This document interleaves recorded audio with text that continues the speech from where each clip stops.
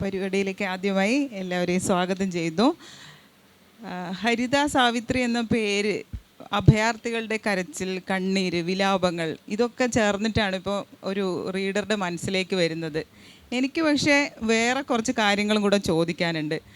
Russian translations വായിച്ച് ഒരു Russian കുട്ടിക്കാലം പങ്കിട്ട ആ കുട്ടികളുടെയൊക്കെ ഗൃഹാതുരത ഉണർത്തുന്ന എന്തോ ഒന്ന് ഹരിത സാവിത്രി എഴുതുന്ന എല്ലാ കൃതികളിലും തോന്നിയിട്ടുണ്ട്. എന്ന് മാത്രമല്ല, ഹരിത സാവിത്രി ചെയ്ത ഇൻ്റർവ്യൂകൾ, ഹരിത സാവിത്രിയെ മറ്റുള്ളവർ ചെയ്ത ഇൻ്റർവ്യൂകൾ, ഇതൊക്കെ വായിക്കുമ്പോഴും നമുക്ക് ഒരു കൊതി തോന്നുന്ന ഏതോ ഒരു ഭൂമികയിൽ എത്തിപ്പെട്ട ഒരു വായിച്ചുകൊണ്ടിരുന്ന ഒരു കഥയിലേക്ക് കയറി ചെന്ന് അതിലൊരു കഥാപാത്രമായി മാറിയ പോലത്തെ ഒരു ജീവിതം ഇപ്പോൾ ജീവിക്കുന്ന ഒരാളെ കൂടെ കാണുന്ന പോലെ തോന്നിയിട്ടുണ്ട്. അങ്ങനെ ഇപ്പോൾ അടുത്ത് ഒരു കുറിപ്പ് വായിച്ചപ്പോൾ അത് ശരിക്കും ഗോപാലകൃഷ്ണനോ ഓമനയോ ട്രാൻസ്ലേറ്റ് ചെയ്ത് ഏതോ ഒരു സോവിയറ്റ് കഥ വായിക്കുന്ന പോലെ തന്നെ ശരിക്കും ഫീൽ ചെയ്തു. ആ അന്തരീക്ഷവും മരം കൊണ്ടുണ്ടാക്കിയ വീട്, നെരിപ്പോട്, മുത്തശ്ശി, പിന്നെ ഹരിത സാവിത്രിയുടെ ഭർത്താവിൻ്റെ പേര് ഇവാൻ എന്നും കൂടി ആവുന്നതോടെ അത് പൂർത്തിയായി.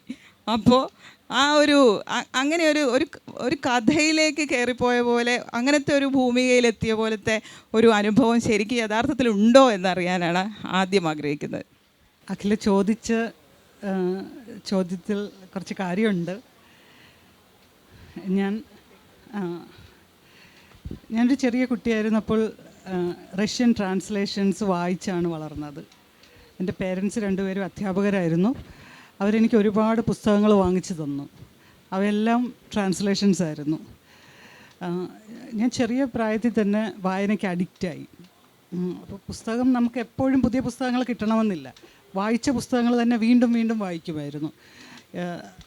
കയ്യിലുള്ളത് മുഴുവൻ ട്രാൻസ്ലേഷൻസാണ്. അങ്ങനെ വായിച്ച് ഈ പുസ്തകങ്ങളെല്ലാം മനഃപ്പാഠമായി. ഇപ്പോഴും കുട്ടികളുടെ കളിത്തോഴരും ചുക്കും കെക്കും ഒക്കെ എൻ്റെ സ്പെയിനിലെ വീട്ടിൽ കുട്ടികളുടെ കളിത്തോഴരുടെ 2 മലയാളം കോപ്പിയും ഒരു ഇംഗ്ലീഷ് കോപ്പിയും അവിടെ ഇരിപ്പുണ്ട്. ചുക്കും കെക്കും 2 എണ്ണം. ഇത് കാണുമ്പോൾ എന്തോ വാങ്ങിക്കണമെന്നൊരു തോന്നലുള്ളത് കൊണ്ടാണ് വീണ്ടും വാങ്ങിച്ചു പോകുന്നത്. ആ ഒരു ബാക്ക്ഗ്രൗണ്ട് ഉള്ളത് കൊണ്ടായിരിക്കാം ആ ഒരു സ്വാധീനം വന്നത്. അന്ന് കഥയിൽ വായിച്ച ആ ഭൂപ്രകൃതി, മഞ്ഞുമൂടിയ പ്രദേശങ്ങൾ, കാടിനരികിലുള്ള മരം കൊണ്ടുള്ള വീട്, ഇങ്ങനെയൊക്കെ ഉള്ളതുപോലെയാണ് എനിക്ക് വായിച്ചപ്പോൾ തോന്നിയത്. അങ്ങനെയാണോ അത്? ഒരു കാടിനടുത്താണ് ഞാൻ ജീവിക്കുന്നത്, ഒരു മലയുടെ ചരിവിൽ. എൻ്റെ വീടിനോട് ചേർന്ന് മരം കൊണ്ടുള്ള ഒരു മുറിയുണ്ട്, നെരിപ്പോടുണ്ട് വീട്ടിൽ. ഞങ്ങൾ വളരെ ഗ്രാമീണമായൊരു ചുറ്റുപാടിലാണ് ജീവിക്കുന്നത്. പിന്നെ ഇവാൻ എന്ന പേരുള്ള ഒരു ഭർത്താവിനെ കൂടെ കിട്ടിയപ്പോൾ പൂർണ്ണമായി, വളരെ സന്തോഷമായി. അത് കേട്ടപ്പോൾ എനിക്കും വലിയ സന്തോഷമായി. അപ്പോൾ പിന്നെ പഠനത്തിൻ്റെ ഭാഗമായിട്ടാണല്ലോ ബാക്കി പുസ്തകങ്ങളായി ബന്ധപ്പെട്ട കാര്യങ്ങളിലേക്ക് എത്തിപ്പെടുന്നത്, ഇപ്പോൾ എഴുതിയെല്ലാം. അപ്പോൾ ഇപ്പോൾ പഠിക്കുന്ന ആ ബാഴ്സലോണ യൂണിവേഴ്സിറ്റി, അവിടെ ഇപ്പോൾ പഠിക്കുന്ന ആ വിഷയം എന്തായിരുന്നു അത്? ഞാൻ ഫിലോളജി ഡിപ്പാർട്ട്മെൻറ്റിൻ്റെ കീഴിലാണ് റിസർച്ച് ചെയ്യുന്നത്. ഇന്ത്യയിലെ കഴിഞ്ഞ 30 വർഷത്തെ സ്ത്രീ വിമോചന പ്രസ്ഥാനങ്ങളും സമൂഹത്തിൽ വരുത്തിയ മാറ്റങ്ങളെക്കുറിച്ചുമാണ് ഗവേഷണം നടത്തിക്കൊണ്ടിരുന്നത്. ഞാനിപ്പോൾ ലീവിലാണ്. എഴുത്തുമായി ബന്ധപ്പെട്ട് പിന്നെ ആരോഗ്യ പ്രശ്നങ്ങളും ഉള്ളതുകൊണ്ട് ലീവ് എടുത്തിരിക്കുകയാണ്. അതിൽ ഈ പുസ്തകത്തിലേക്ക് നയിച്ച ലിലാനെ കണ്ടുമുട്ടിയ ഒരു നിമിഷത്തെപ്പറ്റി എവിടെയോ എഴുതി വായിച്ചിട്ടുണ്ട്. അപ്പോൾ ചരിത്രത്തിലേക്കുള്ള ഒരു ഭയാനകമായ വാതിൽ തുറന്നു എന്ന് എഴുതിയിട്ടുണ്ട്. അപ്പോൾ ആ ഒരു അനുഭവം കൂടെ ഒന്ന് പറയാമോ? ഇത് ഞാൻ പലതവണ പറഞ്ഞിട്ടുള്ള കാര്യമാണ്, എന്നാലും വീണ്ടും ആവർത്തിക്കാം. ഞാൻ റിസർച്ചിൻ്റെ ഭാഗമായിട്ടാണ് ഈ പുരുഷാധിപത്യ സമൂഹങ്ങളെക്കുറിച്ച് വായിച്ചു തുടങ്ങിയത്. അങ്ങനെ ഞാൻ കുർദുകളെക്കുറിച്ച് വായിക്കാൻ തുടങ്ങി. പക്ഷെ കുർദുകളെക്കുറിച്ച് ഇൻ്റർനെറ്റിൽ ലഭ്യമായിട്ടുള്ള മെറ്റീരിയൽ എല്ലാം അവരുടെ പൊളിറ്റിക്സിനെ കുറിച്ചായിരുന്നു, അവർ നേരിടുന്ന പ്രശ്നങ്ങളെക്കുറിച്ചായിരുന്നു, യുദ്ധത്തെക്കുറിച്ചായിരുന്നു. അങ്ങനെ ഈ വിഷയം ഒരു പുതിയ കാര്യമാണ്, എനിക്ക് ഒന്നും അറിയില്ലായിരുന്നു ആ സമയത്ത്. ഞാൻ അതിനെക്കുറിച്ച് കൂടുതൽ വായിക്കുകയും ഇവാനോട് ഡിസ്കസ് ചെയ്യുകയും ചെയ്തു. അപ്പോൾ ഇവാനാണ് പറഞ്ഞത്, ബാർസലോണയിൽ ഒരു സപ്പോർട്ട് ഗ്രൂപ്പുണ്ട്, നിനക്ക് അവരുടെ പ്രകടനങ്ങളിലും മറ്റും പങ്കെടുക്കാൻ വേണമെങ്കിൽ അവരെ പോയി പരിചയപ്പെടാം. അങ്ങനെ ഞാൻ അവരുടെ പ്രകടനങ്ങളിൽ പങ്കെടുത്തു തുടങ്ങി. ഒരു ടർക്കിഷ് എംബസിയുടെ മുന്നിൽ നടത്തിയ ഒരു വലിയ പ്രകടനത്തിൻ്റെ ഇടയിൽ വെച്ചിട്ടാണ് ഞാൻ ലിലാനെ പരിചയപ്പെടുന്നത്. അവൾ ഒരു പാട്ട് പാടുകയായിരുന്നു, ഒരു ഗറില്ലകളൊക്കെ പാടുന്ന ഒരു പാട്ട്. നമ്മൾ ദഫ് മുട്ടുകയില്ലേ, അതുപോലെ അവരും ദഫ് ഉപയോഗിക്കാറുണ്ട്. ദഫൊക്കെ മുട്ടി ആവേശത്തോടെ പാടുന്നതായിട്ടാണ് ഞാൻ അവളെ ആദ്യം കാണുന്നത്. അപ്പോൾ പരിപാടി കഴിഞ്ഞപ്പോൾ ഞാൻ പോയി പരിചയപ്പെട്ടു. ഞങ്ങൾ പെട്ടെന്ന് സുഹൃത്തുക്കളായി. വീണ്ടും കാണാമെന്ന് പറഞ്ഞ് പിരിഞ്ഞു. അവസാനം ഞാൻ അവളെ ഇൻ്റർവ്യൂ ചെയ്തു. അപ്പോൾ ഇത്രയൊക്കെ കാര്യങ്ങൾ കേട്ട് കഴിഞ്ഞപ്പോൾ എനിക്ക് തോന്നി ഇതിനെക്കുറിച്ച് കൂടുതൽ ലോകം അറിയേണ്ടതുണ്ട്, ഞാൻ എഴുതണം ഇതിനെക്കുറിച്ച് എന്ന് തോന്നി. അങ്ങനെ ഞങ്ങൾ രണ്ടുപേരും കൂടെ കുർദിസ്ഥാനിലേക്ക് പോകാൻ പ്ലാനിട്ടു. പോകുന്നതിന് മുൻപ് തന്നെ അവൾക്ക് എന്തോ അസുഖമായി, അവളുടെ പോക്ക് ക്യാൻസലായി. അങ്ങനെ ഞാൻ ഒറ്റയ്ക്ക് പോയി. അങ്ങനെയാണ് കുർദിസ്ഥാനിൽ എത്തിപ്പെട്ടത്. അങ്ങനെയാണ് സിൻ എഴുതിയത്. കുർദിസ്ഥാനിലൂടെയുള്ള ആ യാത്രയിൽ ഈ ദുഃഖകരമായ അനുഭവങ്ങളും വേദനയും കണ്ണീരും അല്ലാതെ മനസ്സിനെ നിറച്ച കുറച്ച് അനുഭവങ്ങളും ഉണ്ടല്ലോ. അത് അതായത് ആ ഒരു ഭൂപ്രകൃതി, ആ ഒരു സ്ഥലം, അവിടെ ഒന്നും സന്തോഷത്തിൻ്റെയും പ്രതീക്ഷയുടെയൊക്കെ കാര്യത്തിൽ വളരെ ഹതാശരായി ജീവിക്കുന്ന കുറേ ആളുകളും, പക്ഷെ എങ്കിലും അവിടെ ഏതൊക്കെയോ കുറേ പ്രതീക്ഷകൾ, സന്തോഷങ്ങൾ, അതിനെപ്പറ്റിയൊക്കെ ഉണ്ട്. അപ്പോൾ അത് എങ്ങനെയാണ്, അത് നമ്മൾ ഒരു ദുഃഖകരമായ ഒരു അവസ്ഥ മാത്രമല്ല എന്നുള്ളത്, അതിനെപ്പറ്റിയും കൂടി ഒന്ന് പറയാമോ? ഞാൻ കണ്ടിട്ടുള്ളതിൽ ഏറ്റവും ശക്തരായിട്ടുള്ള സ്ത്രീകളെ ഞാൻ കുർദിസ്ഥാനിൽ വെച്ചിട്ടാണ് കണ്ടത്. എന്നുവെച്ചാൽ അവിടുത്തെ രാഷ്ട്രീയ അവസ്ഥ അങ്ങനെയാണ്. ഏത് നിമിഷം അവിടെ പ്രശ്നങ്ങളുണ്ടായാൽ ഏറ്റവും കൂടുതൽ എഫക്റ്റ് ചെയ്യപ്പെടുന്നത് അവരാണ്. അതുകൊണ്ട് തന്നെ അവരാണ് ഏറ്റവും കൂടുതൽ പ്രതികരിക്കുന്നത്, അവരാണ് സമൂഹത്തിൽ മാറ്റങ്ങൾ വരുത്താൻ ശ്രമിക്കുന്നത്. തീ പോലെയുള്ള പെണ്ണുങ്ങൾ എന്ന് വേണമെങ്കിൽ പറയാം. അത് ആരെയും നമുക്ക് മാറ്റി നിർത്താൻ പറ്റില്ല, എല്ലാവർക്കും ശക്തരായ സ്ത്രീകളാണ്. പക്ഷെ പുരുഷന്മാർ പൊതുവെ കുറച്ചുകൂടെ പതുങ്ങിയ രീതിയിലാണ് അവരെ എനിക്ക് അങ്ങനെയാണെന്നാണ് എനിക്ക് തോന്നുന്നത്. പക്ഷേ ഒരു പുരുഷാധിപത്യ സമൂഹമാണത് എന്നാണല്ലോ. അപ്പോൾ അതും ഇതും തമ്മിൽ എങ്ങനെയാണ്? അത് പുരുഷാധിപത്യ സമൂഹം ആയിരുന്നു. പക്ഷേ ഇപ്പോഴത്തെ യുവതലമുറ അത് എത്ര മോശമായ കാര്യമാണെന്ന് മനസ്സിലാക്കുകയും അതിൽ നിന്ന് പുറത്തു വരാൻ ശ്രമിക്കുകയും ചെയ്യുന്നുണ്ട്. കുർദുകളുടെ നേതാവാണ് അബ്ദുള്ള അഹ്ജലാൻ. ഇപ്പോൾ അദ്ദേഹം ജയിലിലാണ്. അദ്ദേഹം രൂപപ്പെടുത്തിയ ജിനയോളജി എന്ന പ്രത്യയശാസ്ത്രത്തിൽ അതിനെ അടിസ്ഥാനമാക്കിയാണ് എല്ലാ കുർദ് യുവാക്കളും യുവതികളും ജീവിക്കുന്നത്. അത് ജിനയോളജി എന്ന് വെച്ചാൽ സ്ത്രീകൾക്ക് സമൂഹത്തിൽ ഉണ്ടാവേണ്ട സ്ഥാനത്തെക്കുറിച്ച് ആണ് ആ പുസ്തകം.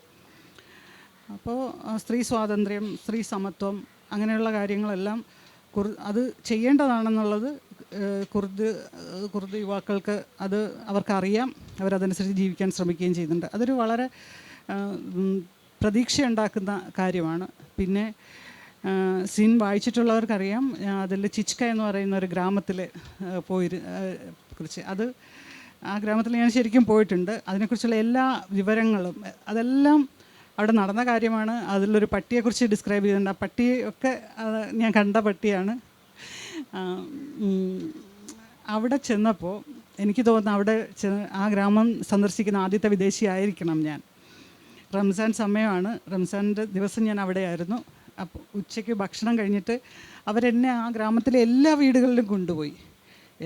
അവിടെ അവർ ഫോളോ ചെയ്യുന്നൊരു കസ്റ്റം എന്ന് വെച്ചാൽ വീട്ടിൽ ആദ്യമായിട്ട് വരുന്ന അതിഥിക്ക് മധുരം കൊടുക്കണം. ഒരു ഗ്രാമത്തിലെ എല്ലാ വീടുകളിൽ നിന്നും മധുരം കഴിക്കേണ്ടി വന്ന ഒരാളാണ് ഞാൻ. അത് കഴിഞ്ഞപ്പോൾ ഞാൻ അവശയായിപ്പോയി. ഒന്നാമത് എനിക്ക് മധുരം ഇഷ്ടമല്ല.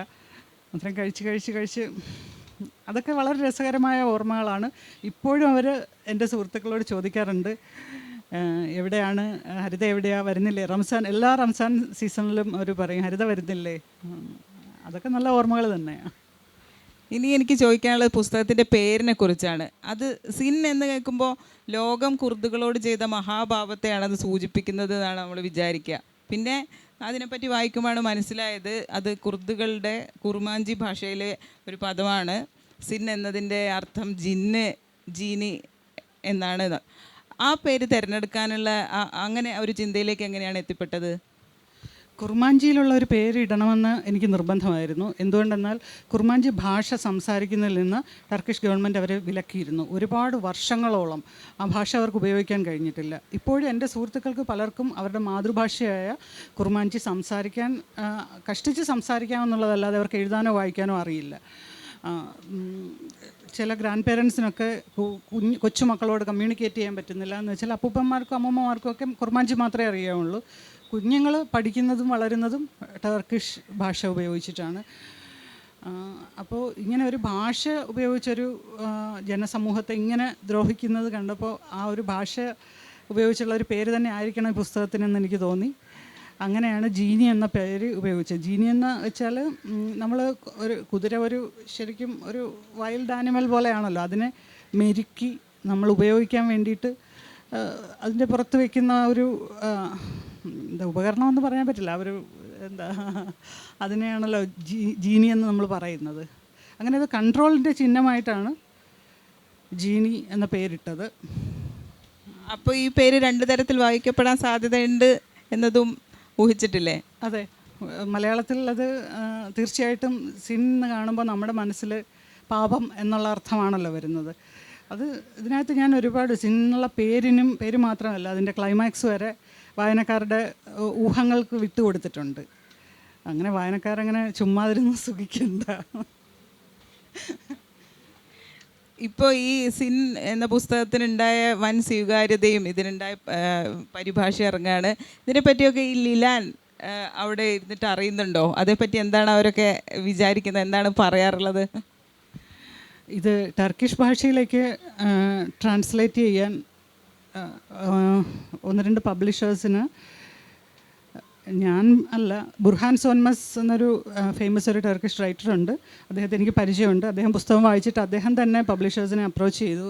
അത് എന്തായാലും ടർക്കിഷിൽ വരില്ല എന്ന് ഉറപ്പായി. പക്ഷേ ഇത് കുർമാഞ്ചിയിലേക്ക് ട്രാൻസ്ലേറ്റ് ചെയ്യണം. അതെപ്പോഴാണ് ട്രാൻസ്ലേറ്റ് ചെയ്യപ്പെടുക എന്ന് ആകാംക്ഷയോടെ കാത്തിരിക്കുകയാണ് ലിലാനും ബെറിവാനും ഒക്കെ. കുർമാഞ്ചി ഭാഷ ലിപി ഉള്ള ഭാഷയാണ്. അതെ, ഞാൻ അത് ഇങ്ങനെ വാമൊഴിയിലൂടെ നിലനിൽക്കുന്ന ഒരു ഭാഷ പോലെ തോന്നി. അതേപ്പറ്റി അല്ല. ശരി.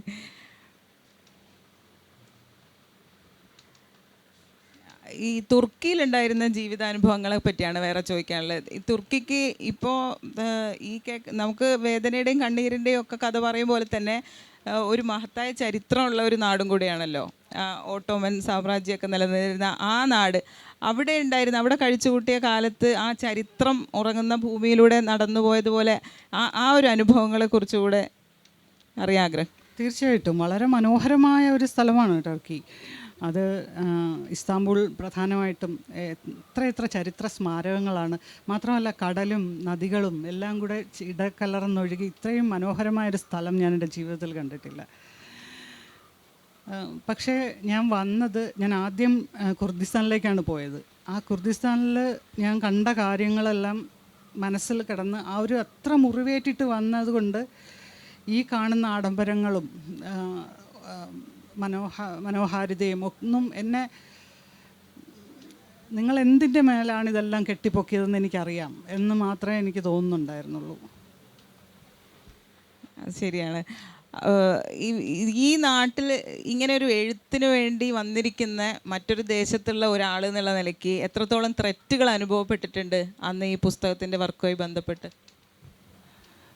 ഒരു കാരണവശാലും എന്നെ തിരിച്ചറിയരുതെന്നുണ്ടായിരുന്നു. എന്നുവെച്ചാൽ കുർദിസ്ഥാനിൽ ഞാൻ ആദ്യം പോയത് സൂർ എന്ന നഗരത്തിലേക്കാണ്. അതൊരു നഗരമല്ല, അതൊരു ചെറിയൊരു പട്ടണമാണ്.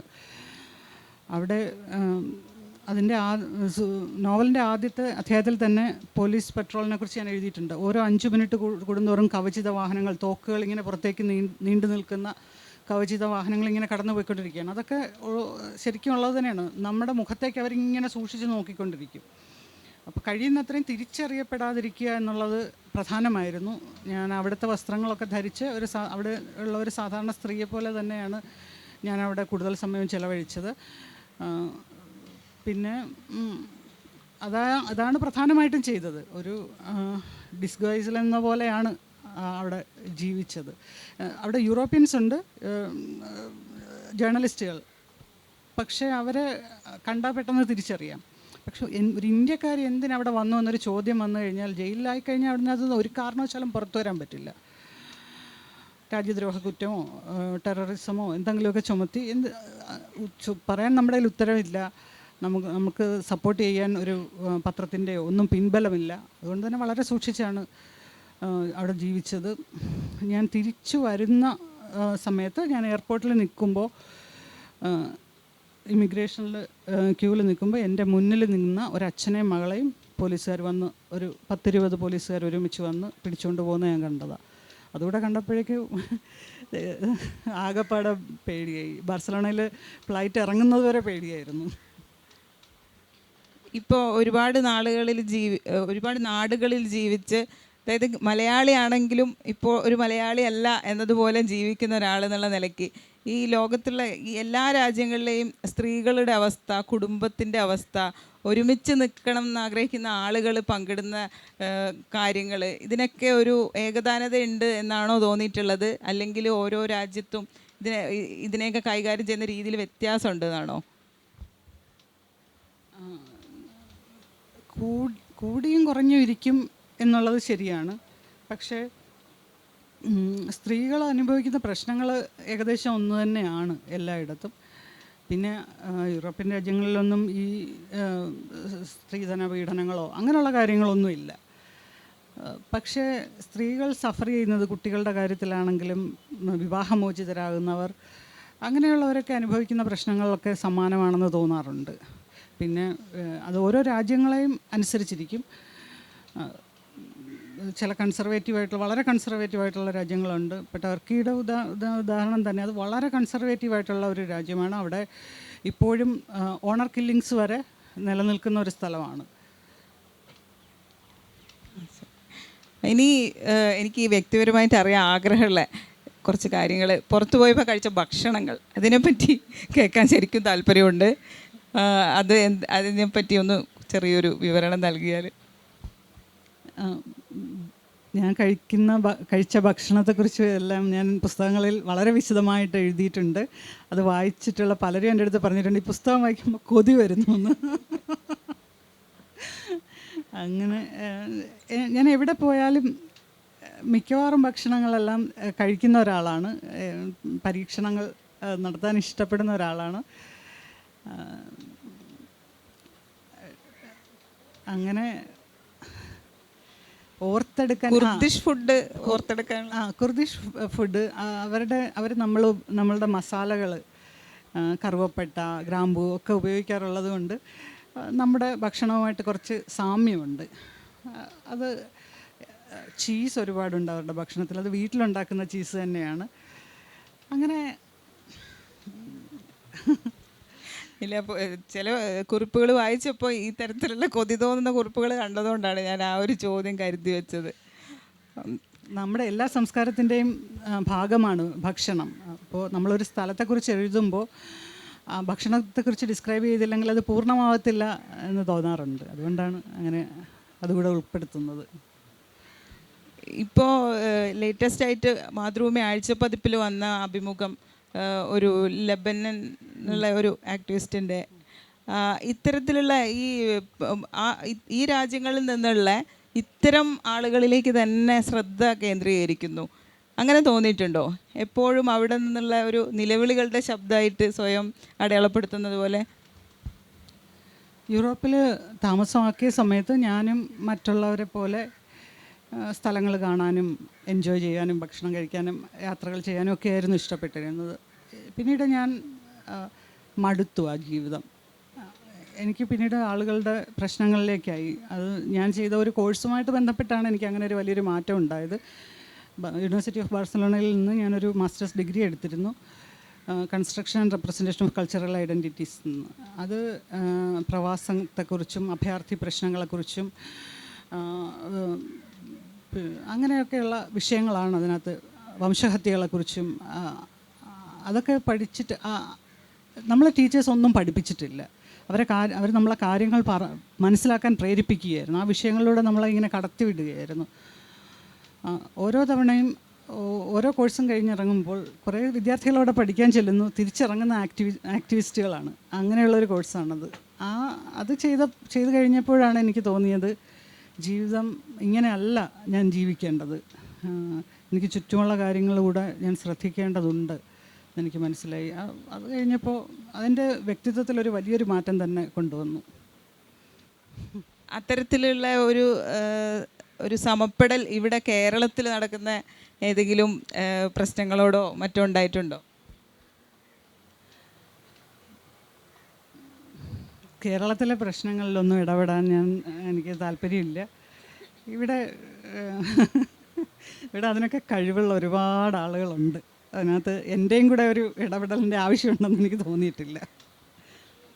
തീർച്ചയായിട്ടും ചില കാര്യങ്ങൾ കാണുമ്പോൾ എനിക്ക് വിഷമം തോന്നാറുണ്ട്, പക്ഷേ ഞാൻ നിശബ്ദത പാലിക്കുകയാണ് ചെയ്യുന്നത്. നമ്മുടെ സമയം ഏകദേശം അവസാനിക്കാറായി. അപ്പോൾ ഇനി ആരെങ്കിലും എന്തെങ്കിലും ഇൻട്രാക്ട് ചെയ്യുന്നുണ്ടെങ്കിൽ? പുതുതായിട്ട് എഴുതുന്ന നോവലിനെ പറ്റി എന്തെങ്കിലും പറയാൻ അനുവാദമുണ്ടോ? കഴിഞ്ഞ നോവൽ ഒരു വംശഹത്യയെക്കുറിച്ചായിരുന്നു. അടുത്ത നോവൽ ജുഡീഷ്യറിയിലെ കറപ്ഷനെക്കുറിച്ചാണ്. സിൻ ഒരു ജനതയുടെ മുഴുവൻ കഥ പറയുന്ന ഒരു നോവലാണ്. ഒരുപാട് കഥാപാത്രങ്ങളും ഒരുപാട് സ്ഥലങ്ങളും ഒക്കെ ആ നോവൽ കടന്നു വരുന്നുണ്ട്. അടുത്ത നോവൽ ഒരു ചെറിയ കുടുംബത്തെക്കുറിച്ചാണ്. ഇത്രയും ജുഡീഷ്യറിയിലുണ്ടാകുന്ന കറപ്ഷനും ഈ സിസ്റ്റത്തിലുണ്ടാകുന്ന ഇങ്ങനെയുള്ള പ്രശ്നങ്ങൾ സമൂഹത്തിൻ്റെ താഴേക്കിടയിലുള്ള ഒന്നും അറിഞ്ഞുകൂടാത്ത പാവം മനുഷ്യരെ എങ്ങനെ അഫക്റ്റ് ചെയ്യുന്നു എന്നതിനെ അടിസ്ഥാനമാക്കിയാണ് അടുത്ത നോവൽ. ഭൂമിക എന്താണ്? ഭൂമിക എവിടെയാണ്? ടർക്കി തന്നെ. അതാ ഞാൻ ചോദിച്ചത്, അതാണ്. വേറൊരു ഈ സിൻ എഴുതിയതിൻ്റെ ആ ഒരു പശ്ചാത്തലത്തിൽ ചോദിക്കുകയാണ്. ചിലപ്പോൾ പലർക്കും താല്പര്യമുണ്ടാവും. ഇപ്പോൾ ഇങ്ങനെ ഒരു പുതിയ രാജ്യത്ത് പോയി അവിടെ താമസിച്ച് പഠിക്കാനും അതുപോലെ ഒരുപാട് അപകട സാധ്യതയൊക്കെ ഉള്ള സമയത്ത് അപ്പോൾ അതിൻ്റെ ആ ലോജിസ്റ്റിക്സ് ഒക്കെ, എവിടെ താമസിച്ചു, എങ്ങനെ അത് സാധിച്ചു, രാത്രിയൊക്കെ യാത്ര ചെയ്തതൊക്കെ എങ്ങനെയാണ്, അതിനെക്കുറിച്ചൊക്കെ ഒന്ന് പറയാമോ? കുർദിസ്ഥാനിലേക്ക് പോകുന്നതിന് മുൻപ് ഞാൻ അവിടെ ചില കോണ്ടാക്ട്സ് ഒക്കെ ഡെവലപ്പ് ചെയ്തിരുന്നു. പക്ഷേ അവിടെ ചെന്ന് കഴിഞ്ഞപ്പോൾ എനിക്ക് ഈ കോണ്ടാക്ട്സ് ഒന്നും പ്രയോജനപ്പെട്ടില്ല. അവർ ആദ്യം ഒരു ഫോൺ നമ്പറൊക്കെ എടുക്കാനൊക്കെ എനിക്ക് ചെറിയ സഹായമൊക്കെ കിട്ടിയെന്നുള്ളതല്ലാതെ അവരൊക്കെ പല തിരക്കുകൾ പെട്ടുപോയി. പിന്നീട് എനിക്ക് യാദൃച്ഛികമായി ഞാൻ പരിചയപ്പെട്ട മനുഷ്യരിലൂടെ അങ്ങനെയാണ് ഞാൻ യാദൃശ്ചികതകൾ തന്നെയായിരുന്നു, ഒന്നും പ്ലാൻ ചെയ്തിട്ടുണ്ടായിരുന്നില്ല. ആ യാത്രയും അവിടുത്തെ ആ ചിച്കെ എന്ന ഗ്രാമത്തിൽ ഞാൻ എത്തിപ്പെട്ടത് വരെ അത്തരം ഒരു യാദൃശ്ചികതയുടെ തുടർച്ചയായാണ്. ഞാൻ അവിടെ കൾച്ചറൽ സെൻറ്ററുകളുണ്ട്, വലിയ കൊട്ടാരം പോലെയുള്ള വീടുകൾ. അതിൻ്റെ ഉടമസ്ഥർ കൾച്ചറൽ സെൻറ്ററുകളാക്കി നടത്താൻ വേണ്ടി അവിടെ കുർദിഷ് സംസ്കാരവും പാട്ടും നൃത്തവും എല്ലാം പഠിപ്പിക്കുന്നുണ്ട്. അതായത് ഇത് അന്യം നിന്ന് പോകാതിരിക്കാൻ വേണ്ടിയിട്ട്. അങ്ങനെ ഒരു സ്ഥലത്തേക്ക് പോകുമ്പോൾ ഒറ്റയ്ക്ക് നടന്നു പോവുകയാണ്. എനിക്ക് സ്ഥലം ഏതാണെന്ന് മനസ്സിലാവുന്നില്ല. ഇങ്ങനെ നമ്മൾ ചില കുട്ടികൾക്ക് കളിക്കാനുള്ള ചില കളികൾ പോലെ ചുറ്റിപ്പിണഞ്ഞ് കിടക്കുന്ന വഴികളാണ്. അങ്ങനെ വഴിതെറ്റി നിൽക്കുന്ന സമയത്ത് ഒരു പെൺകുട്ടി നടന്നു വരുന്നതുണ്ട്. ഞാൻ അവളോട് ഈ ഡെങ്ബേഷ് ഹൗസിലേക്ക് പോകുന്ന വഴി ഏതാണെന്ന് ചോദിച്ചു. അവൾ തപ്പിത്തടഞ്ഞ് ഇംഗ്ലീഷിൽ എനിക്ക് മറുപടി പറഞ്ഞു. പിന്നെ നീ ആരാണ് എന്താണെന്നൊക്കെ ചോദിച്ചു. ഫോൺ നമ്പർ വാങ്ങി. ആ പെൺകുട്ടിയിലൂടെയാണ് ഞാൻ ചിച്കയിൽ എത്തിപ്പെട്ടത്. ദേവ്റാൻ എന്ന് പറയുന്ന പേര് എനിക്ക് കിട്ടിയത് അവളുടെ ബ്രദറിൻ്റെ പേരാണ്. ബെറിവാൻ എന്നുള്ള അവളുടെ പേരും നോവലിൽ ഞാൻ ഉപയോഗിച്ചിട്ടുണ്ട്. അതൊക്കെ ഒരു നന്ദി പറച്ചിൽ പോലെയാണ്. പിന്നെ അവൾ വഴി പിന്നെ മറ്റ് ചില സുഹൃത്തുക്കൾ വഴിയൊക്കെ പരിചയപ്പെട്ട മനുഷ്യരിലൂടെ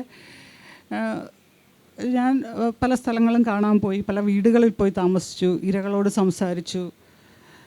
അങ്ങനെ ഒന്നും മുൻകൂട്ടി പ്ലാൻ ചെയ്ത് പോയതല്ല. നമ്മളൊരു സ്ഥലം കാണാൻ പോകുന്ന പോലെ പ്ലാൻ ചെയ്ത് പോകാവുന്ന ഒരു യാത്രയല്ലല്ലോ ഇത്. നോവൽ ഇറങ്ങിയ ഏകദേശം ഉടനെ തന്നെ ഞാൻ വായിച്ചിരുന്നു. ഞാൻ മാതൃഭൂമി ബുക്സിലാണ് ജോലി ചെയ്യുന്നത്, അതുകൊണ്ട് തന്നെ അപ്പോൾ എനിക്ക് വളരെ ഇഷ്ടപ്പെട്ടു. ഒരു കുറിപ്പ് എഴുതണമെന്നൊക്കെ ആഗ്രഹം ഉണ്ടായിരുന്നു, പക്ഷെ കഴിഞ്ഞില്ല.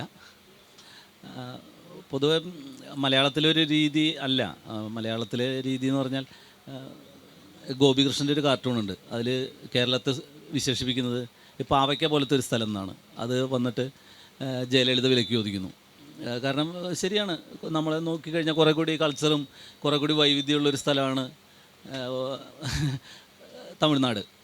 മലയാളത്തിൻ്റെ പ്രശ്നം അത് തന്നെയാണ്. നമ്മൾ വളരെ വിശാലമായി ചിന്തിക്കുന്നു എന്ന് പറയുകയാണെങ്കിലും ടാവട്ടത്തിൽ മാത്രം ജീവിക്കും, ടാവട്ടത്തിലെ ഒരു ആശയം മാത്രം എടുക്കും. അതാണ് നമ്മുടെ ആദർശം. അത് കേരളം തന്നെയാണ് നമ്മൾ നിരന്തരം എഴുതിക്കൊണ്ടിരിക്കുന്നത്. വളരെ കുറച്ച് മാത്രമേ അല്ലാതെ ഉള്ളൂ. സിൻ വായിച്ചപ്പോൾ എനിക്ക് പെട്ടെന്ന് ഒരു ഓർമ്മ വന്നത് ഒ വിജയൻ്റെ, ഞാൻ വളരെ ആഹ്ലാദത്തോടെ പറയട്ടെ, ഒ വിജയൻ്റെ നോവലിൻ്റെ കാര്യമാണ് ഓർമ്മ വന്നത്, ഗുരുസാഗരം. ശരിയാണ്. അപ്പോൾ കാരണം നമ്മുടെ ഒരു പശ്ചാത്തലത്തെക്കാൾ അഭയാർത്ഥികളെ കുറിച്ച് ഇപ്പോൾ യഹൂദരെ കുറിച്ചും അതിൽ ഉത്കണ്ഠപ്പെടുന്നുണ്ട്, അവർക്ക് രാജ്യമില്ലാതാവുന്നതിനെ കുറിച്ചൊക്കെ പറയുന്ന. അപ്പോൾ അത്തരം ഉത്കണ്ഠകൾ വളരെ കുറവാണ്. പിന്നെ മലയാളത്തിൽ എടുത്തു പറയാവുന്നത് സി വി ശ്രീരാമൻ്റെ കഥകളാണ്. എനിക്ക് തോന്നുന്നു വേണ്ടത്ര വായിക്കപ്പെടാത്ത, മനസ്സിലാക്കപ്പെടാതെ പോയ എഴുത്തുകാരനാണ്. വാസ്തുഹാരയായാലും അതുപോലെ നമ്മുടെ ഇന്ത്യയിലെ ഗ്രാമീണ ജീവിതത്തെക്കുറിച്ചായാലും സ്ത്രീ പുരുഷ ബന്ധങ്ങളിലെ പൊളിച്ചെഴുത്തായാലും അതിനെക്കുറിച്ചൊക്കെ വളരെ ഭംഗിയായിട്ട് എഴുതിയിട്ടുള്ള എഴുത്തുകാരനാണ് സി വി ശ്രീരാമൻ. ആ കൂട്ടത്തിലാണ് ഹരിത സാവിത്രിയും കാണുന്നത്. സന്തോഷം. അതിൽ നോവലിൻ്റെ അവസാനത്തിൽ കൊണ്ടുപോയിട്ട് വായനക്കാരെ ഇത്രയധികം സസ്പെൻസിലേക്ക് ഇടാനുള്ള കാരണം അത് ദേവറാം തന്നെയല്ലേ? അതൊന്നും ഞാൻ പറയില്ല. അത് നിങ്ങൾ തന്നെ ഊഹിച്ചെടുക്കണം. പിന്നെ നിങ്ങൾക്ക് എന്താ പണി? എനിക്ക് തോന്നുന്നു ഹിന്ദിനെ പറ്റി ആദ്യമായിട്ടൊരു കുറിപ്പെഴുതിയതും ഞാനാണെന്ന് തോന്നുന്നു. മലയാള സാഹിത്യത്തിലെ നോവലിനെ ഒരു ആഗോളവൽക്കരിച്ച പുസ്തകമാണ് സിൻ. പക്ഷേ അത് നമ്മുടെ മലയാളി വായനക്കാരും നിരൂപകരും എത്രത്തോളം ശ്രദ്ധിച്ചു, കൊണ്ടാടി എന്നുള്ളത് വളരെ വിഷമകരമായൊരു കാര്യമാണ്. ഹരിതയ്ക്ക് ആ വിഷയത്തിൽ വിഷമമുണ്ട് എന്നറിയാം. എങ്കിലും ഇപ്പോൾ അത് ഇംഗ്ലീഷ് പതിപ്പ് പെൻഗ്വിൻ ഇറക്കുമ്പോഴത്തേക്കും വായന കുറച്ചുകൂടി വിശാലമാകുമെന്നാണ് പ്രതീക്ഷിക്കുന്നത്. ഹരിതയുടെ ഇപ്പോഴത്തെ ഒരു മനസ്സെന്താണ്? ആ എഴുതിയ സമയത്ത് നമ്മുടെ ഒരുപാട് സംസാരിച്ചിട്ടുണ്ട്, കമ്മ്യൂണിക്കേറ്റ് ചെയ്തിട്ടുണ്ട്. ഇപ്പോഴത്തെ മനസ്സ് കുറച്ചെങ്കിലും സിൻ ശ്രദ്ധിക്കപ്പെടുന്നുണ്ട്, വായിക്കപ്പെടുന്നുണ്ട് എന്ന് തോന്നുന്നുണ്ടോ? പെൻഗ്വിൻ ഒരു ബുക്ക് പബ്ലിഷ് ചെയ്യുക എന്നുള്ളത് എൻ്റെ എക്കാലത്തെയും ആഗ്രഹമായിരുന്നു. ഒരു പുസ്തകങ്ങളെ ഒരുപാട് സ്നേഹിക്കുന്ന ഒരു വ്യക്തി ആയതുകൊണ്ട് തന്നെ പെൻഗ്വിൻ എൻ്റെ ഒരു സ്വപ്നമായിരുന്നു എന്ന് വേണമെങ്കിൽ പറയാം. എയർപോർട്ടിലേക്കുള്ള റോഡിൽ, ഞാൻ താമസിക്കുന്ന എൻ്റെ വീട്ടിൽ നിന്ന് എയർപോർട്ടിലേക്കുള്ള റോഡിൻ്റെ അരികിലാണ് പെൻഗ്വിൻ റാൻഡം ഹൗസിൻ്റെ ഓഫീസ് ബാർസലോണയിൽ. ഓരോ തവണയും അത് പാസ് ചെയ്യുമ്പോൾ ഞാൻ എൻ്റെ കൂടെ ഇരിക്കുന്ന ആരാണെങ്കിലും ഞാൻ അവരോട് പറയും, ഒരു ദിവസം എൻ്റെ ബുക്ക് പെൻഗ്വിൻ പബ്ലിഷ് ചെയ്യും. ആദ്യകാലങ്ങളിൽ എഴുത്ത് തുടങ്ങുന്നതിന് മുൻപ് തന്നെ ഞാൻ ചുമ്മാ അതൊരു തമാശ പോലെയായിരുന്നു പറഞ്ഞുകൊണ്ടിരുന്നത്. പിന്നെ എഴുത്ത് തുടങ്ങിയപ്പോൾ അതൊരു സ്വപ്നം പോലെയായി. അതിനുവേണ്ടി ഞാൻ ഒന്ന് ശ്രമിച്ചു. പക്ഷേ ആ ശ്രമം വിജയിക്കുകയും ചെയ്തു. അതെനിക്ക് വളരെ സന്തോഷമുള്ള കാര്യമാണ്. പക്ഷേ എത്രയായാലും നമ്മുടെ നാട്ടിൽ അംഗീകരിക്കപ്പെടുക എന്നുള്ളതൊരു പ്രത്യേക ഒരു കാര്യം തന്നെയാണ്. ലീലാവതി ടീച്ചർ എൻ്റെ പുസ്തകത്തെക്കുറിച്ച് എഴുതിയപ്പോൾ എനിക്ക് വളരെയേറെ സന്തോഷം തോന്നി. പിന്നെ പുരുഷന്മാരായ നിരൂപകരൊന്നും അതിനെ ഇതുവരെ തൊട്ടുപോലും നോക്കിയിട്ടില്ല. അതെന്തുകൊണ്ടാണെന്ന് അവരോട് തന്നെ ചോദിക്കേണ്ടി വരും.